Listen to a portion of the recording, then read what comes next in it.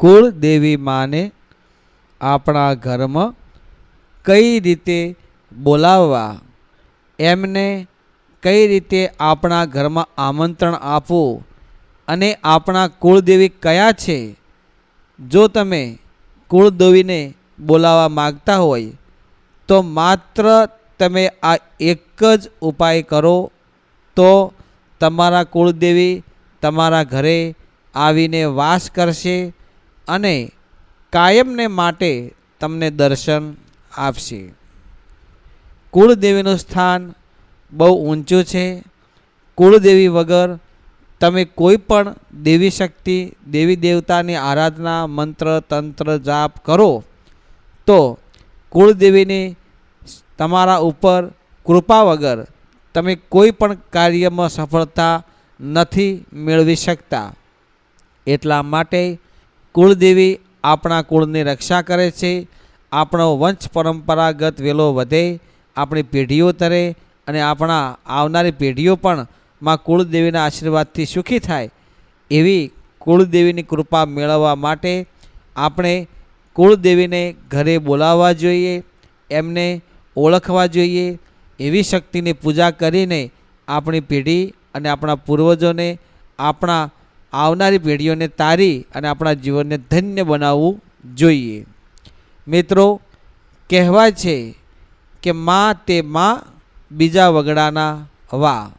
જેમ કે આપણા મા બાપ આપણને, આપણા સંતાનોને કઈ રીતે રાખે છે, એવી જ રીતે કુળદેવીમાં આપણને એવી રીતે સારી રીતે હેમખેમ સાજા તાજા માજા રાખે છે. છોરું કછોરું થાય પણ માવતર કમાવતર ન થાય. આપણે ગમે તેવા હોઈએ તો આપણા મા બાપ આપણને સાચવી લે છે. તમે કોઈ નાની મોટી જાણે અજાણે ભૂલ કરી હોય તો આપણી માં હોય એ આપણને સાચવે, આપણને ઠેસ ઠપકો આપે, નારાજ થાય, આપણાથી રિસાઈ જાય પણ આપણને કંઈ ફેંકી દે ખરા?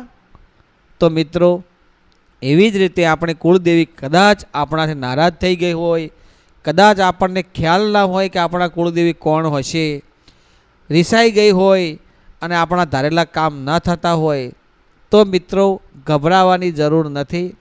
માં તે માં બીજા વગડાના વા. છોરું કછોરું થાય પણ માવતર કમાવતર ન થાય.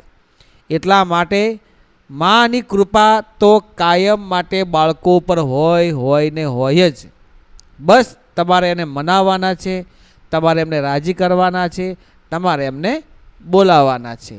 અને પછી તમારા ઘરે માં આવે એટલે તમારે રોજ એમની સેવા પૂજા કરો, એમના દર્શનનો લાવો લ્યો અને તમે જે નિત્ય કામ ધંધો વ્યાપાર મજૂરી કરતા હોય એ પ્રમાણે તમારે કરવાનું છે.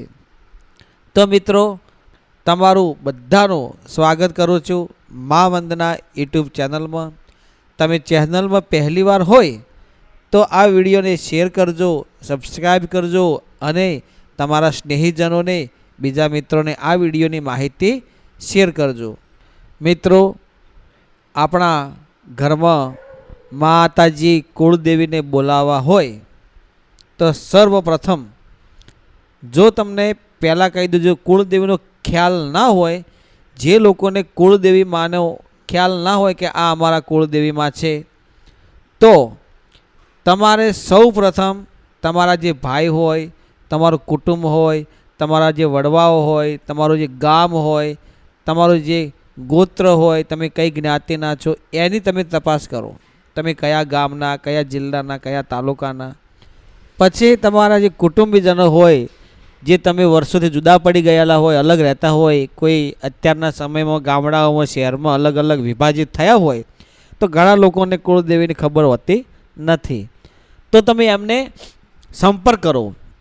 તમારા પોતાના જે હોય એવા લોકોને, જે કૌટુંબિક હોય, જે ઘણા વર્ષો જુદા પડી ગયેલા હોય એવા, અથવા તમને એ પણ ના મળતા હોય તો તમે કયા ગોત્રના છો, કયા રીતના છો, કયા પ્રકારના છો, તો તમારા જે કંઈ ગોત્ર હોય એવા તમે જે તમારા પેઢીઓના જે માણસો હોય એ લોકો તમારા ચોપડાઓ રાખતા હોય છે, એમને તમે પૂછી શકો છો. તમારા જ્ઞાતિના જે લોકો વંશ પરંપરાગતની પેઢીની યાદી રાખનારા માણસોને તમે પૂછી શકો કે અમારા કુળદેવી કોણ છે. હવે એ માણસો પણ તમારે ગોતવા પડે કે તમારા કુળના તમારા જે વંશ પરંપરાગતના જે ચોપડા જે રીતિ રિવાજો હોય જે યાદી પેઢીના જે યાદી હોય એ માણસો કોણ હોય એ તમારા સગા સ્નેહિત મને ઓળખી આપે.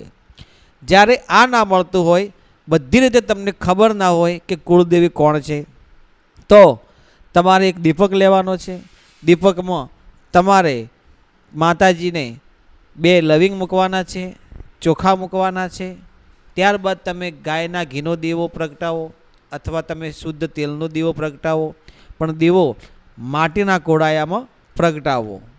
દિવેટ આડી હોય કે ઊભી હોય એ આપણા શ્રદ્ધા આપણા ભાવ પર હાજર હોય છે. જેવો તમારો ભાવ ભક્તિ હોય એવા દીવા થકી જેમ દીવામાં અજવાળું થાય અને સકારાત્મકતા જાગૃત થાય એ દીવાની જ્યોત અંધારામાંથી અજવાળો કરે અને એ તમારો જે ભાવ હોય તમારી જે શ્રદ્ધા હોય એ પરમ કૃપાળુ પરમાત્મા સુધી પહોંચે, તમારી કુળદેવી સુધી પહોંચે. તમે એમને મનથી યાદ કરજો કે મારા જે કંઈ કુળદેવી હોય એ મને રાત્રે સપનામાં આવીને દર્શન આપે અથવા તમને કોઈ સારો સંકેત આપે અથવા તમને કોઈ પણ એવો માણસનો ભેટારો કરાવે કે એમના મઢ એમના મંદિર સુધી તમે જાઓ અને તમારું કાર્ય સફળ થાય. તમારા મનમાં જે હોય એ કુળદેવી જો હોય તો તમે એક સંકલ્પ કરો, તમે લક્ષ્ય કરો કે મારું આ કાર્ય થાય તો તમે મારા કુળદેવી સાચા. તો તમને જ્યારે ખ્યાલ આવે કે મારા આ કુળદેવી છે તો તમારે એમની સેવા પૂજા કરવાની છે. હવે જ્યારે તમને ખબર છે કે મારી કુળદેવીમાં આ છે, ધારો કે દુર્ગામાં છે, કાલીમાં છે, ચામુંડામાં છે, અંબેમાં છે, તો તમારે જેવી જેવી કુળદેવીની તમને જાણ હોય અને ઘરે કઈ રીતે બોલાવવા છે તો તમારે એક જ ઉપાય કરવાનો છે. ત્રાંબાનો લોટો લેવાનો, એમાં જળ ભરવાનું, આસો પાલવના 5 પાંદડા લોટામાં મૂકી એના ઉપર એક શ્રીફળ મૂકવાનું.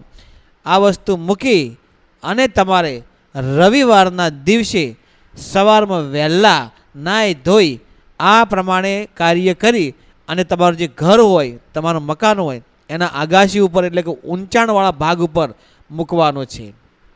ઘર હોય તો ધાબા ઉપર, સોસાયટી હોય ફ્લેટ હોય તો બાલ્કની ઉપર, ગામડું હોય તો એની જે છત હોય મોબ હોય અથવા જે ટોડલો હોય ઊંચા ભાગમાં જે તમારા માથાથી ઊંચાઈવાળા ભાગ હોય ત્યાં એ વસ્તુને ત્રાંબાના લોટામાં પાણી, આસોપાલવ અને શ્રીફળ મૂકીને ત્યાં મૂકવાનું છે.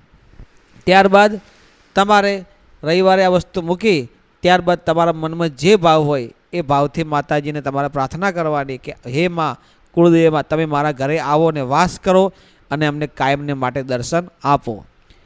આ કાર્ય તમારે રવિવારના દિવસે કરશો એટલે તમને સોમવાર, મંગળવાર, બુધવાર કે ગુરુવાર 3 દિવસ પછી તમને કોઈ એવો સંકેત મળશે કે તમને કોઈ એવો સપનો આવશે કે તમારા ઘરે માતાજી ઉતરી ગયા છે, તમારા ઘરે માતાજી આવી ગયા છે અને એમના સ્થાન ઉપર એમણે સ્થાન લઈ લીધું છે.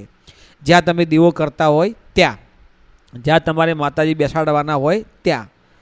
ત્યારબાદ તમે સંકેત મળ્યા બાદ ઘરમાં માતાજી આવી ગયા બાદ તે પાણી તુલસીના છોડમાં અથવા પ્રવાહિત જળમાં રેડી દેવાનું છે, પ્રવાહિત કરી દેવાનું છે અને શ્રીફળને વધેરીને ફોડીને તે ગાયને ખવડાવી દેવાનું છે. ગાયમાં 33 કોટી દેવનો વાસ હોય છે. બધા દેવો રાજી તો કુળદેવીમાં રાજી. જ્યારે તમારી કુળદેવીમાં રાજી હોય તો તમારી પેઢીઓ તરી જાય અને તમારા ઉપર અસીમ કૃપા આશીર્વાદ તમને મળે. માનો સાથ હોય તો દુનિયામાં તમારે કોઈને હાથ પગ જોડવાની જરૂર પડશે નહીં. માત્ર ને માત્ર કુળદેવીને 2 હાથ જોડો, ત્રીજું મસ્તક નમાવો અને જે તમારે જોઈતું હોય એ પ્રાર્થના કરો. માતાજી તમને મેળવી આપશે, મેળવી આપશે ને મેળવી આપશે. રોજ નિત્ય એમનો દીવો કરો, સેવા પૂજા કરો, બની શકે તો ધર્મ કરો. અથાશક્તિ જે તમને યોગ્ય લાગે એટલી કોઈને મદદ કરાય તો કરજો. ધર્મથી ઢુકડા રહેજો, પાપથી વેગળા તો 100% કુળદેવીમાં તમારા ધારેલો કાર્યો કરશે કરશે ને કરશે. મિત્રો, આ વિડીયો તમે કયા ગામ, તાલુકા, જિલ્લા, શહેરમાંથી જોઈ રહ્યા છો તે કોમેન્ટમાં જણાવજો. તમારા કુળદેવીનું નામ. જય ગુરુદેવ, જય